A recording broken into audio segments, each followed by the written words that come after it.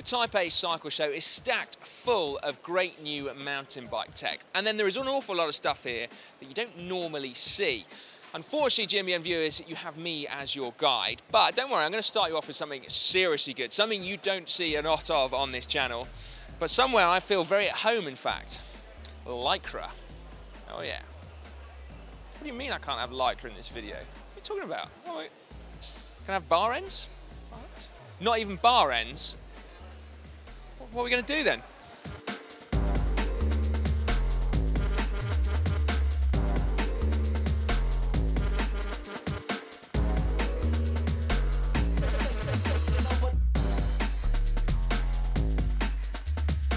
We're getting a little bit of a head start here with this, the G-Spec Quadium from TRP. It is, of course, Aaron Gwynn's signature brake.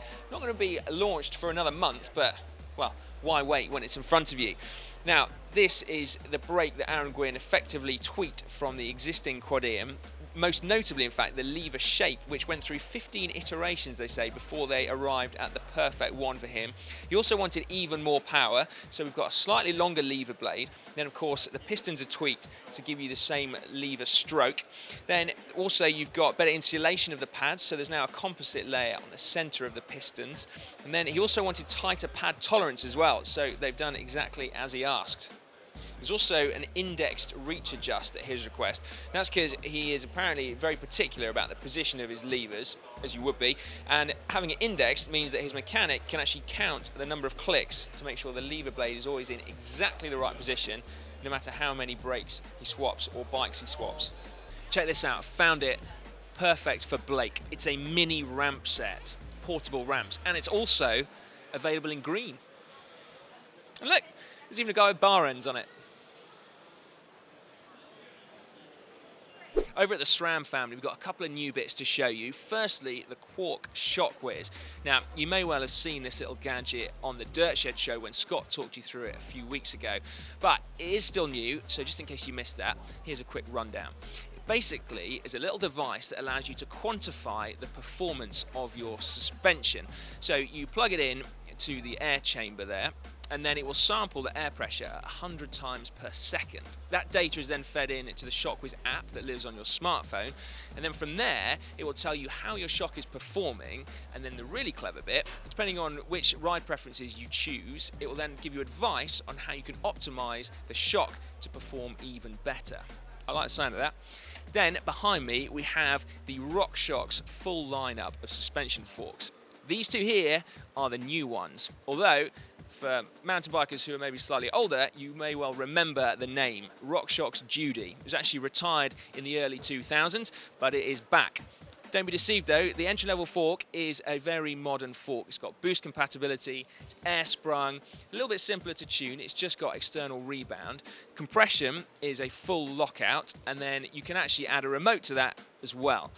It's at the more cross-country end of the spectrum. Travel options are 80, 100 and 120 mil. And it is also, obviously, for 27.5 and 29ers. From RockShox to Cane Creek. Now, mountain bike historians should find a link there, but anyway, Cane Creek are just showing their new suspension fork. In fact, actually, despite having been involved in mountain bike suspension for a long time, this is their first ever fork. It's called the Helm. It's dedicated to enduro riders, only available in 27.5 inch at the moment, boost compatible.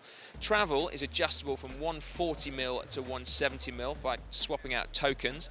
You've got your high speed and low speed compression damping, you've got your rebound damping, 35mm stanchions, and then one of the nicest little touches is that they have reinvented the through axle, so they now have a locking quick release through axle. Nice little touch. Now, I know the GMBN guys get to use Ergon products on their bikes. One thing I've never seen before are these, the GS3 Team Edition bar ends. So don't worry, Donnie, Scott, Blake, I've picked you up a few pairs, and I promise you, once you put them on your bike, it will totally revolutionize your riding styles. Thank me later. The good people at Box have clearly been very busy of late. They started shipping their new drivetrain, the One, which is 1x11 with innovative push-push shifting function, which is kind of cool. They started shipping that back in December, but then over here, we've got these, they're new wheels, which aren't actually on sale yet. So they're trail wheels, they say, and they've got 3 different types with different internal rim widths. They're measured on external rim width though. So this is the TR41, which is the fattest of them all. Then they've got the TR36 and the TR33. Now, they say they're quite innovative because they have an asymmetric rim profile, front and back. And then the hubs very cleverly ship with both your XD driver and also your Shimano cassette option as well.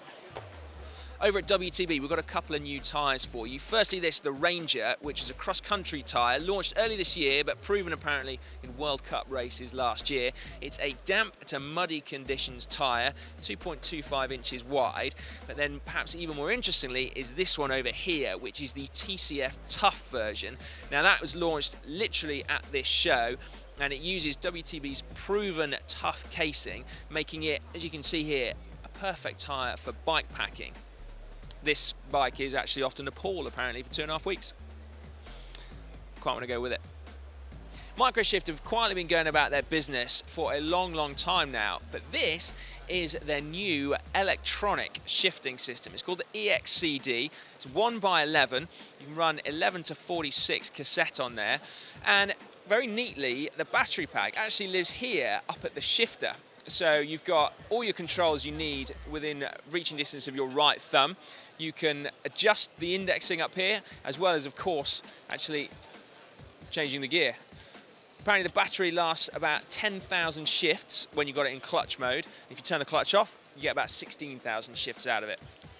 They're hoping to release it at the end of the year, and the best bit is that the whole drivetrain should come in for less than $600, which is not bad for electronic. Innovatire have just won an award here at the Taipei Cycle Show for their integrated tubeless tech. It must be said, this is remarkably difficult to describe, but effectively they have created something that feels like you're inflating the very carcass of your tyre. Now they say that gives you all the benefits of tubeless, so like no pinch punctures, but then you also have all the benefits of a standard inner tube, so it mounts really easily to standard rims and you inflate it first time every time. You do still need sealant so that you can stop getting those sharp thorn type punctures, but the sealant would then be contained inside the actual carcass of the tyre. Interesting to see whether that works. Well, it feels like we've only just scratched the surface of the weird and wonderful tech here at the Taipei Cycle Show. But right now, I'm actually faced with some kind of a quandary. I cannot work out how I'm going to fit this in my luggage to take home, but I can't resist it.